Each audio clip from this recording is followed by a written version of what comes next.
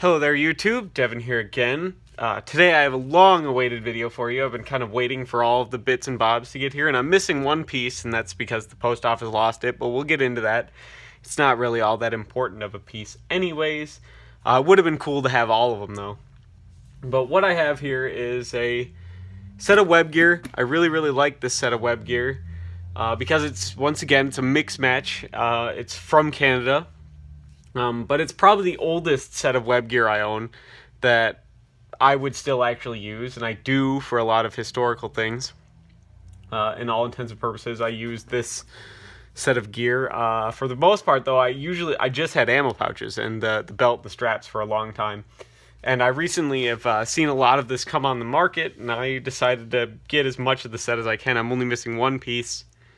But that piece isn't all that super important, and the only reason I'm missing it is because the post office lost it, which isn't too uncommon. It happens from time to time, and they ended up paying out the ass for it because I always get like triple the insurance I need. But this is probably my second favorite set of web gear of all time, right behind the Canadian 82 pattern, which is just off camera there. And behind me there, you see a US, kind of on top of my printer, you see a US Alice set of web gear. But what we have here for you today is the Canadian Pattern 51 web gear. Now, I like this web gear because it's a mashup between basically the World War II Pattern 37 gear and the American World War II web equipment.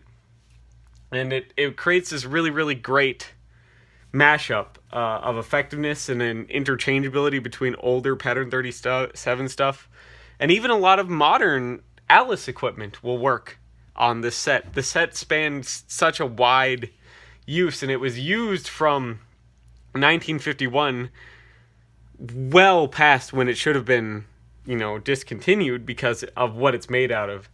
Now, the main reason this web gear went away wasn't because it didn't achieve its goal or it wasn't, good enough or anything like that. It's the material it's made out of. It's made out of cotton. Now, cotton became very obsolete for web gear basically after World War I.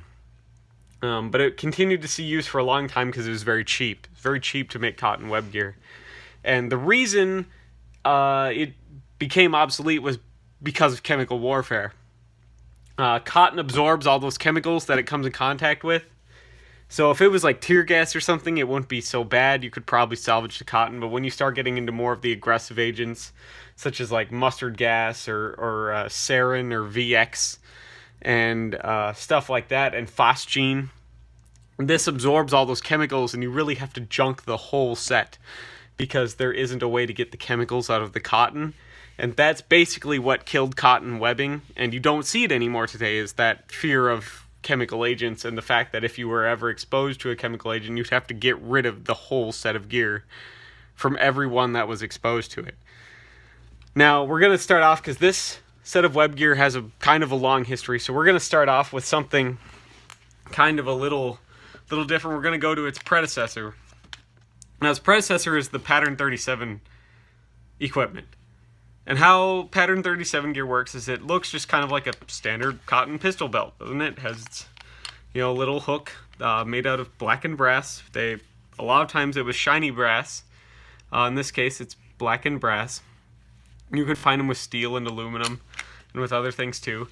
Here you can see the shiny brass parts because it looks like it had updated front equipment, but it had old rear stuff put on it, rear equipment where your braces would go. Now, once again, it's braces in Europe and in England and stuff like that, but in the United States, this would be called suspenders. This is where your suspenders would route through, and they would loop over the front here, which we'll go over on this. But the Pattern 37 gear works because on the back of it, it has all these little pockets that you can see there. There's two little hooks here that go into these little pockets that run the length of the pistol belt. And they're kind of hard to see on there, but each of these little cuts, top and bottom, is a little pocket where you would hook these pieces of equipment into to keep them from sliding laterally across the belt. And they would have braces that looked a lot like, got one here, braces that looked a lot like this. There was a thick cotton shoulder strap that had little 1-inch pieces of webbing attached to it, and they all had brass end keepers. And you would route them. There was 2 ways to attach them. Through the back, you would route them just like this, and they would hold pretty well. The tails were, and you could adjust them lengthwise like that, and for how high you wanted to ride it. Now, these were worn actually pretty high, kind of like a chest rig. They weren't worn around the waist. You wore them kind of up by the belly button. And the shoulder straps would then, be routed over the top of the belt, and they would either go into what would be considered a officer's cheater, as they were referred to, which is just a clip that would clip onto the front of the belt here, and you would route the same way you did the back of the strap through the top of this cheater somewhere up here, and that's how you would wear it if you were an officer. But if you were an everyday soldier, you would route it through the back of the ammo pouch. The ammo pouch would clip onto the belt, and you would route it through a buckle on the back of your ammo pouch, and your ammo pouch would have 2 little hoops that the belt would run through, and a hook or a set of brackets that would hold it on. And not much of that changed. Now, the British Army used the Pattern 37, the Commonwealth used the Pattern 37 equipment for a long time, in some cases up into the 60s and 70s, in some cases with some units. Now, I'll show you what the cheaters looked like and stuff like that on an older Pattern 37 belt. Now, the Pattern 37 belt wasn't always cotton. The Pattern 37 belt, very early on, was made out of leather. So you can see this one is made out of leather, and it was kind of Victorian-esque. Now, here you see the pair of cheaters. Now, I've got a lot of the excess taken up here, but I could slide that over, and you can see how it would hook over the belt, okay? And it's just a kind of brace there. You would route it through the belt. It's got little hooks, and the belt would route through there, and then you would, as you can see, take your shoulder strap and you'd route it through this little bit right here, this buckle, and through the back of it was just your standard, like I said, clip attachment. Now, that's how the officers would wear their belts. But most of the standard infantry would wear ammo pouches. Now, what you see here is this is kind of the standard 37 pattern ammo pouch with some subtle differences to it. Basically, the attachment, because the Canadians went away from that tan Pattern 37 belt to kind of a US belt style. It still worked the same way as the British belt, except now it had all these little rivet holes in it, much like the US pattern. So rather than using little clips to attach to the belt, they used M1910 hooks that were attached to the pouches to attach to the belt. So rather cutting all these little slits in manufacturing, they just manufactured a continuous belt, and then they hooked all these little rivets in.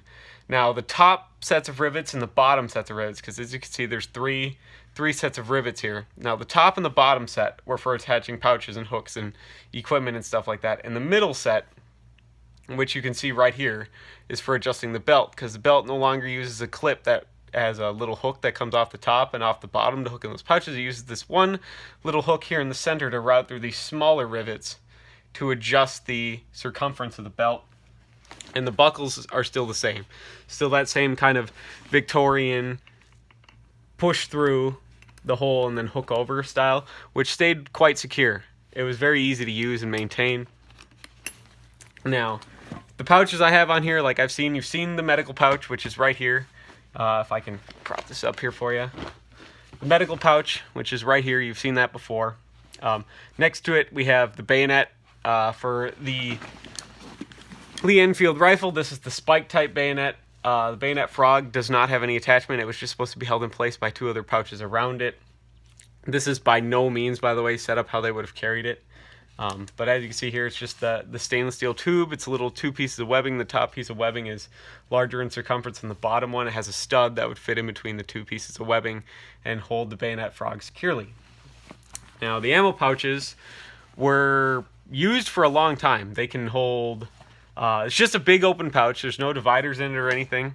And they can hold, basically they were designed to hold, you can put Lee Enfield magazines in here, you can put stripper clips in here, you can put mortars in here, you can put grenades in here, you can put whatever you can fit in this pouch in here, and you can use them whatever way you see fit, and your ammo was just kind of loose.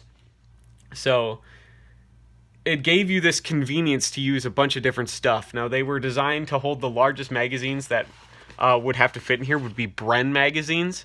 That's what these were designed to hold. And later they worked well with C1 magazines or FAL magazines as well, which is why this served for so long, because instead of having a convenient individual pouch for each, stripper clip or magazine, it's just a large open kind of dump bag that you could just throw whatever you can in and use. So that's what gave it such versatility. And it allowed them to make one pouch for every type of soldier and weapon system, which saved a lot of manufacturing cost. Now, on the back of the pouch here, all right, you can see the strap up here, the buckle where trying not to block the light here, the buckle where the shoulder strap would have routed through, okay, right here on the back of the ammo pouch. So rather than the cheaters, as you can see, the ammo pouch here acted as the front part of the suspension system for the gear. And you could carry it in two positions. There's two sets up here if you wanted to wear your ammo thing lower, your ammo pouch lower, or if you wanted to wear it higher, that is also where the little hook is to hold the ammo pouch in place. Now, the other thing is that you would attach your haversack to this. Now, they didn't really have a rucksack. They had haversacks. Now, this isn't the correct haversack, but this is a haversack that I have that's pattern 37, and it's in a relatively greenish color hue. And it's the large version of the pattern 37 haversack, because these would have been used interchangeably for the very first part of their life in Korea by Canadian troops. And you can see pictures in the field of a lot of them showing up with pattern 37 gear, and as their gear kind of worn out, getting gradually replaced with pattern 51 gear and stuff like that. So there's this mishmatch early on in their life, which is what I'm trying to kind of show with this gear. This is what this gear set up with, where it's going to be a mismatch of pattern 37 and pattern 51 gear. And basically not until the end of the Korean War did you finally see it go to a standardized pattern 51 across the board. So, but the haversack is attached the same way as most British ones. There's straps connected to the haversack, and you would route your shoulder straps, or your L straps as they were called, because they make, as you can see, a big L shape with this little hook. And the hook here is designed to go over the suspenders and clip onto the back of that ammo pouch through that top little rung. And it allows your ammo belt to help kind of spread out the weight, your suspenders and your ammo and your cartridge belt here, to kind of spread out the weight of your haversack. It allows it to also kind of combine into one unit, where you could take the whole thing on and off like a jacket. And the haversack itself is just one big large open pouch. It's held in with two little routing clips, and you can see the X straps over here, which route underneath the bottom through these routing loops that connect to the bottom of the L straps. Now, the L straps by themselves, the reason they have these short little tails instead of one big continuous tail, as you can see, I had to connect a utility strap to the tail of the L strap. And the reason the L strap had these short little tails is because for the large one, you would connect a pair of utility straps to your haversack to create this cross pattern, which allowed you to kind of expand it out, because you could put stuff under these cross straps and essentially, bow out this with your equipment and your winter gear and your tent and your sleeping bag and stuff could all be routed under these straps, and stuff that you just needed to keep dry could be kept in the pouch. And the little tails, all right, the reason they were kept short rather than just being all long is because there's two types of haversacks that were issued. There's a small type haversack, as you can see here, that would be used for combat and everything. Now, this is an actual pattern 51 haversack, and the reason I don't have it connected to the web gear is this one was kind of destroyed a little bit in the fact that it's missing some parts. It's missing the buckles under the bottom. Now, it would have had just two buckles under the bottom here to attach the tails of the L straps and create kind of a small little backpack. Now, the pattern 51 small rucksack, unlike the pattern 51 and pattern 37 large rucksacks, is divided. It does have three little compartments, one kind of big, long, wide one here in the back, and two kind of smaller mess kit sized areas up here in the front. And it's just, you could reach underneath it and behind it. It's not like there was any reason. You could stick this out of the way, and it could be just one big open one if you wanted it to be. But this one I need to repair. I need to put some buckles back on the bottom, because as you can see where they were cut off, there's little holes and nicks in the bottom of the haversack here. And this is the Canadian Pattern 51 large haversack, which as you can see is about twice the size. This one has been covered in some kind of green rubberized paint, which I see a lot of this kind of later Pattern 51 gear in like an effort to waterproof it. It was covered in this kind of green rubberized material. It's not Blanco. It actually is this kind of like rubberized paint. And you can see on the inside where the original colorway would have been, where it's not rubberized, it's the cotton, and the outside of the bag is a little bit darker and kind of shiny because of that rubberized paint. But this one's not on the gear either, because this one is just really, really beat up. This one's in shape. As you can see, it still has the buckles up here where you would route your X straps all the way through the little routing channels on the bottom, and then they would come around the front of the bag and you would connect the bottom of the straps here. So your shoulder straps would start here on these big routing ports and end on the little ones here. But as you can see, this one has been repaired quite a few times. It's been there and back, and it's had some kind of blowouts, it looks like, where they were kind of shittily repaired. But I have one just to say I have one to complete the set. This one will probably never be used by me. If I could find one that's in better shape, I'll obviously pick one up. But so those are the haversacks that would connect right here to this top little buckle, little part. You would take, let me get that back out here. You would take your L strap here, as you can see, and you would route it over your equipment, and it would hook just like this right through the little top of the buckle, and you could use your ammo pouch then to now kind of distribute the weight from your haversack, and then it would be very easy to take on and off. My hook is just a little bent. So now moving right down the line, you've seen the Canadian Pattern 51 mess pouch in another video. If you haven't, go back and watch that, where I show you the pouch. Next to that is the first aid pouch, which I've also shown in a separate video. And then there's the canteen pouch, which went away from the kind of standard water bottle, that kidney-shaped large enameled tin and steel water bottle, to a US style of pouch. Now, the easiest way to spot a Canadian Pattern 51 era canvas pouch from the American ones is these lift the dot studs, how there's no hole in them. They're solid, and it has these routing straps on the side. Now, this one, as you can see, again, has that shininess because it was covered in that rubberized paint, and just has kind of a canteen in it. It has black and brass studs on the inside. As you can see, it was not painted, and it is felt lined to be insulated. So it just has the 1 quart aluminum canteen. Now you can see where the mashup was with Canada here, where I always say Canada's like the best mashup between England and the United States. And you can see that here in this gear. Now, right here I have the holster for the Browning High Power. So it has a spare magazine pouch right here, which is steel lined, so your magazine doesn't get banged up or dented, which is secured with a snap. And otherwise, just like the rest of the pouch, it has a stud and a loop and a pull through. So it's actually a pretty secure method. It doesn't seem as secure as you would think, but it's actually very, very secure, because you really have to pull this, and then you have to pull up, and then you have to pull out. So even if the stud pulls out, you still have this whole loop and tension system holding in. And this pouch would hold the Browning High Power. It also has a reinforcement back here to keep you from hitting your pistol and damaging that in any way if it's flapping up against your gear and the stuff in your pockets. So, and then we move right back around to the front side of the gear again, where the right side ammo pouch is, which would connect just like the left side ammo pouch. Now, the biggest downfall to the Pattern 51 gear, other than being made out of cotton, is its shoulder straps.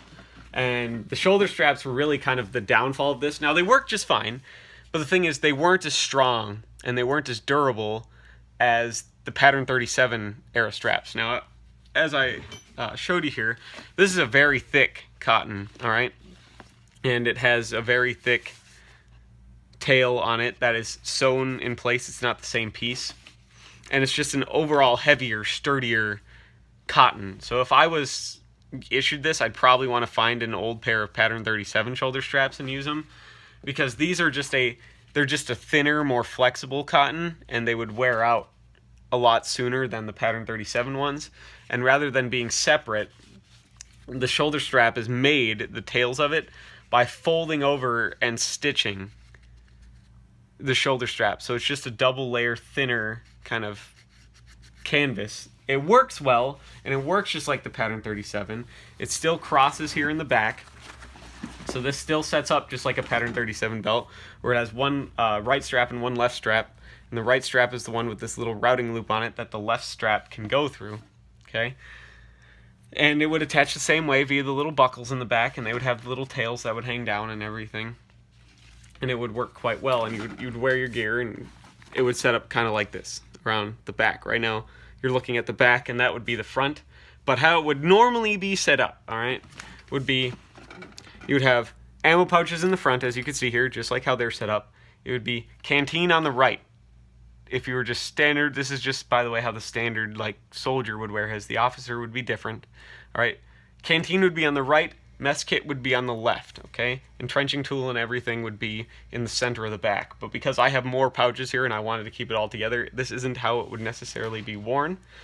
So, but that's what we have. Hopefully, you guys like this video, and you subscribe if you like this sort of thing. This is a very informative video. And if I missed anything... Oh yeah, by the way, like I said, I did almost miss something. The one piece I'm missing is the compass pouch. Now, the compass pouch was basically identical to the pattern 37 compass pouch, other than it didn't have any hooks on it. It was just two little vertical loops that would slide over the belt, so it worked kind of like the bayonet frog, whereas you would have to use either the end of the belt or a pouch to keep it from sliding back and forth. But it was just a little wool-lined, reinforced with kind of a board inside the pouch to keep the pouch rigid, so your compass couldn't like bump around in there. So it had these little, it was like a double layer canvas with a piece of wood in between, and then it was wool lined to pad your compass so you couldn't, break it. And that was it. And I had one in the post office, lost it, and I mean, if I ever find another one, I'll get it. But that's the only really pouch I'm missing, other than the E-tool pouch. But the entrenching tool pouch would just be worn on these little holes up here on the haversack. It would route through here and hang down. And it was basically just like the M43 US pattern. So, and it would be used to fit early on a US M43 style entrenching tool, and later it would go on to the 57 pattern entrenching tool, which is just like the US M51 entrenching tool, basically identical. So hopefully you guys like this video, and you subscribe if you like this sort of thing. Hopefully I covered everything. If I missed anything, by all means, tell me what I missed in the comments, and I'll see what I can do. But I think I covered everything. I covered everything I have, at least, and tried to explain how the pattern 37 worked and how the pattern 51 upgrade worked, and how it was kind of a mismatch of both the British and the American system to make a uniquely Canadian system, and everything like that. This is one of my favorite web gear things, and I'm going to use it as part of my Korean War era loadout for Canada.